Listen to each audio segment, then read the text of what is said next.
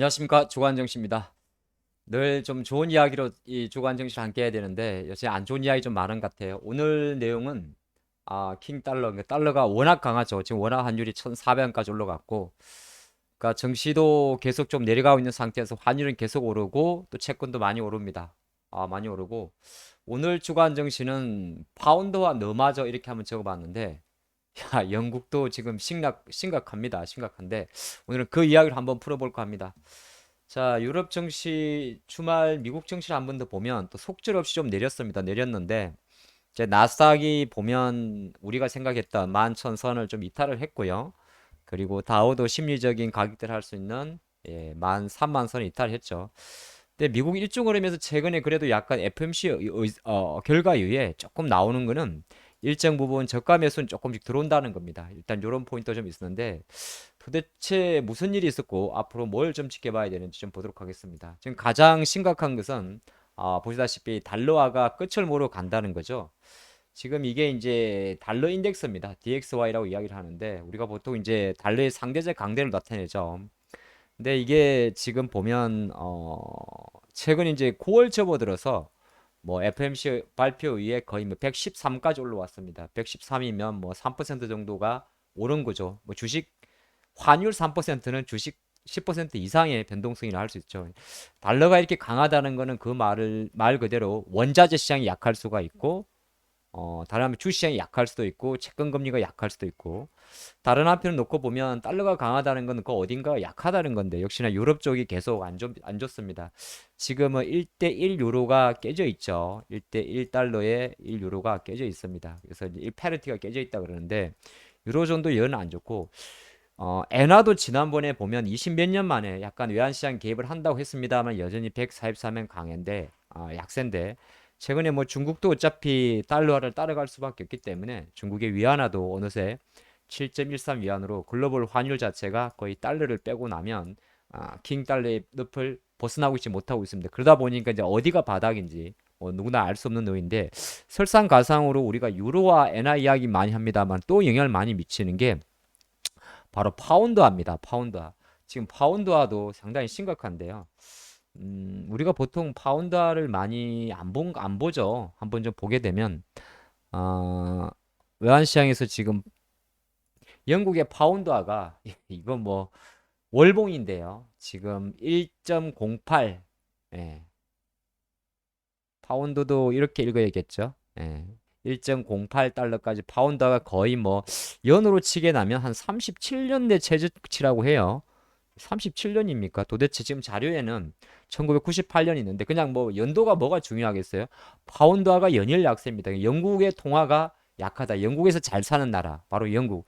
유로존이면서 유로존에 가입하지 않은 바로 영국의 어떤 심각성을 나타내는데 주말에 약간 어떤 이슈가 있었냐면 참 이게 어디다 갖다 붙일지 모르겠어요.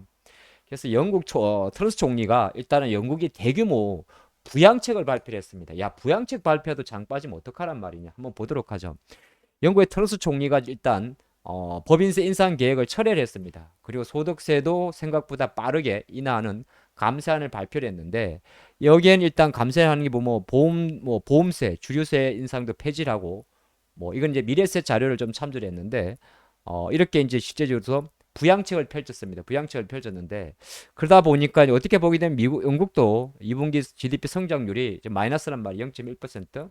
그러다 보니까 어느 감세안을 내놨는데 이 감세안하고 또 영국의 영란은행 같은 경우는 예속적으로 50bp 정도 금리를 인상을 하고 있죠. 그러니까 정부하고 총리 쪽, 정부하고 영국의 중앙은행이 결이 다른 겁니다. 그죠? 중앙은행은 지금 인플레를 잡기 위해서 어떻게 보면 금리를 인상하고 있고 영국 총리 같은 경우는 중국 정부에서는 오히려 부양을 위해서 지나친 인플레이션, 그러니까 어떻게 보기엔 돈을 풀어버리니까 우리 시장에서 어떻게 해석했냐면 참나 어이가 없네. 이러한 조치가 부양책에 나오다 보니까 오히려 달러 대비해서 파운드가 급락을 했습니다. 뭐 영국의 채권도 당연히 올랐겠죠.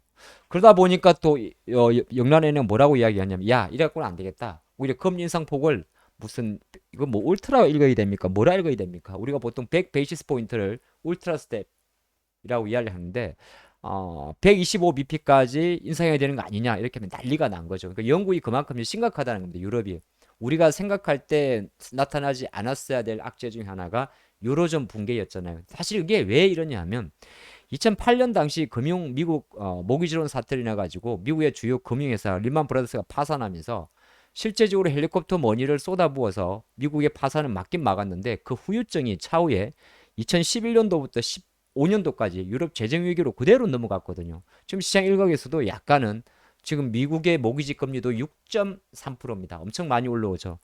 어떻게 보다 보니까 미국의 주택시장에 대한 붕괴 자체를 지금 염려하는 시각이 많다 보니까 오히려 장은 많이 빠졌고, 최근에 독일의 중앙은행을 이야기하는 분데스방크가 독일의 경기 침체까지 이야기하다 보니까 오히려 시장에서는 이 영국의 부양책을 상당히 심각한 딥한 경기 침체라고 해석을 한 것 같습니다. 그래서 이제 파운드 결정이 나는데, 그러다 보니까 지금 통화 시장 같은 경우는 아까 제가 뭐라고 했죠? 달러가 강세로 가면 제일 먼저 무너지는 게 뭐냐 하면 주식도 많이 무너지는데 원자재 시장이 폭삭 주저앉았습니다. 실제적으로 원자재 시장이 지금 금세 유가가 WTI가 80달러 이탈해졌어요. 천연가스도 지금 보면 한 달 내에 26% 하락한, 지금 주간 기준으로 12% 미국의 천연가스 하락하고 있고, 우리가 네덜란드 천연가스죠. 유럽이라고 이야기하죠. 이것도 지금 185 유로 쪽으로 많이 급락을 하고 있습니다. 한 달 내에 한 36% 떨어졌는데 원자재 시장이 붕괴가 되게 됩니다. 그럼 한편으로는 사실 시간을 두고 나면 원자재 시장의 붕괴는 어떻게 보면 지금은 이 리세션의 공표 때문에 떨어집니다만은 차후에는 사실 이거는 한번 내려간 건 또 쉽게 빨리 못 올라가거든요. 수요 회복이 있까지까지. 어쨌든 지금의 원자재 시장의 붕괴는 어떻게 보게 되면 강달러와 경기 침체가 만들어낸 안 좋은 시그널입니다. 그러다 보니까 미국 증시에서도 이제 오히려 에너지 관련주들의 주가가 좀 떨어지겠죠. 뭐 나스닥 떨리고 있습니다만은 뭐 예를 들어서 어 엑슨 모빌이 차트가 나오나 모르겠어요. 이런 미국의 주요 에너지주인 엑슨모빌의 차트인데 이것도 이제 떨어지는 겁니다. 그래서 일단은 지금 이번 주간 증시니까 나스닥은 지금 보면 월간 기준으로 우리 한국과 마찬가지로 지난 미국 증시도 6월 저점 수준에 있어요. 그러니까 어디가 저점이라고는 알 수는 없습니다. 우리나라 증시도 마찬가지요.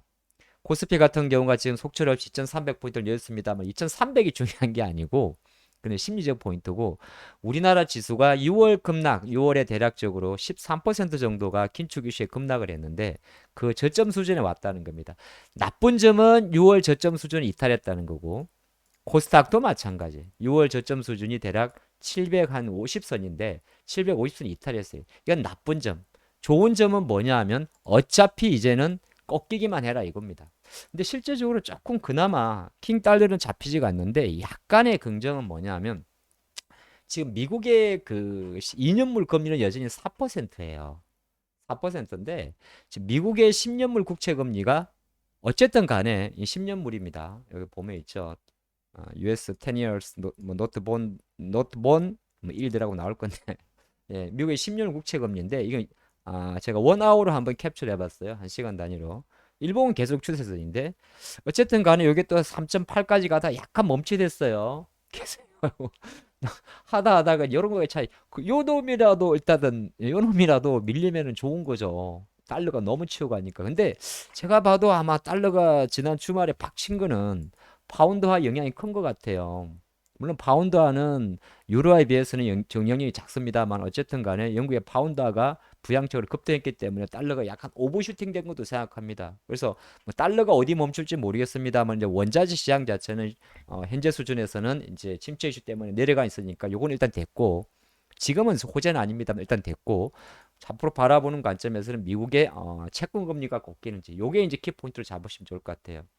이번 주 일정은 사실 여러분들 제가 항상 뭐 따로 올려드리기 때문에 별도 커뮤니티에 올려드리지 않습니까? 참조하시면 좋을 것 같은데 주 초에는 별거 없습니다. 주 후반에 이제 주요 이제 미국과 중국의 주요 지표가 있는데 요거는 짧게만 봐드릴까요? 제가 따로 준비를 했는데 어쨌든 월요일 날에는 오픈 엣지 테크놀로지라는 기업이 상장을 하게 되고요. 화요일 날 같은 경우는 이제 미국의 뭐 내구재 주문이라든지 소비자 신뢰 지수가 발표됩니다. 뭐 그렇게 중요할 것 같진 않아요. 수요일도 뭐 소매 판매 정도인데 이것도 뭐 중요할 것 같지가 않고요. 이제 목요일 날 미국의 GDP가 확정치가 발표됩니다. 속보치 말고. 근데 지금 시장 자체는 어차피 마이너스였기 때문에 아마 이 부분도 제가 생각할 땐 새로운 어떤 나쁘게 나와도 뭐 그리 악재 같지 않습니다. 어느 정도 미국의 GDP가 물론 이제 마이너스 나오면 별로 좋지는 않지만은 플러스 나올 리는 없어요. 거의 마이너스 이 MOM이니까 월간 기준으로 대략 마이너스 정도가 예상이 됩니다. RP 바이오런 회사가 또 이제 상장을 하는데 원래 9월달, 10월달에 상장 많이 하는데 이제 너무 작은 회사들은 여러분들이 변동성이 크기 때문에 이번 참조하시면 좋을 것 같고요. 다음 주 조금 중요한 게 나이키하고 마이크론 테크놀로지인데 나이키는 또 미국 소비를 좀 나타낼 수가 있고요. 그리고 마이크론 테크놀로지 또 반도체죠. 뭐 좋을 리는 없겠죠. 웃으면 안 되는데 좋을 리는 없을 것 같습니다. 포르쉐가 이제 독일 증시에 상장을 하게 되는데 이건 이제 국내 일부 관련주들이 좀 변동성이 좀 컸죠. 항상 이제 일정 나오기 전에 이번 주에 좀 고점 친 거 있으니까 뭐 삼기라든지 코리아 FT라든지 이런 기업들 너무 무리할 필요는 없을 것 같습니다. 해리스 부통령이 이제 우리나라 방한을 해요. 그래서 윤 대통령도 만난다고 하는데 뭐 사실 이 부분에서는 현대차 쪽 약간 기대감이겠죠. 예, 그런 게 좀 있었고 IRA 법안 관련해서 이제 금요일 날 좀 많이 몰려 있어요. 아무래도 월 말이니까 뭐 중국의 제조업 지표, 미국의 뭐 개인 소비 지출인데 제조업 지표는 사실 중국은 조금 제껴 놓고요. 요 밑에 있는 그 미국의 개인 소비 지출 물가 지수 이게 바로 PCE 물가 지수인데 일단 전망치 자체는 여기 안 나오고요. 조금 높습니다.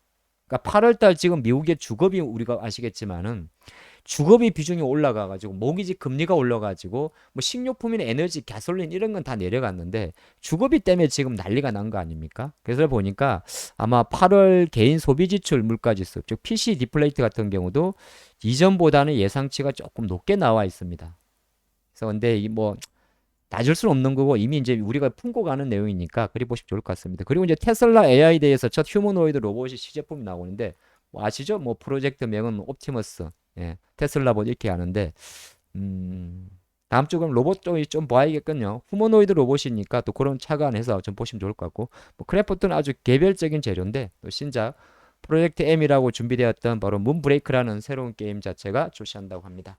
자, 이렇게 한번 좀 살펴봤고요. 그래서 다음 주 주간 증시에서는 사실 제가 킹 달러 파운드와 너마저 파운드와 너마저는 사실 그리 깊게 볼 것 같지는 않고요.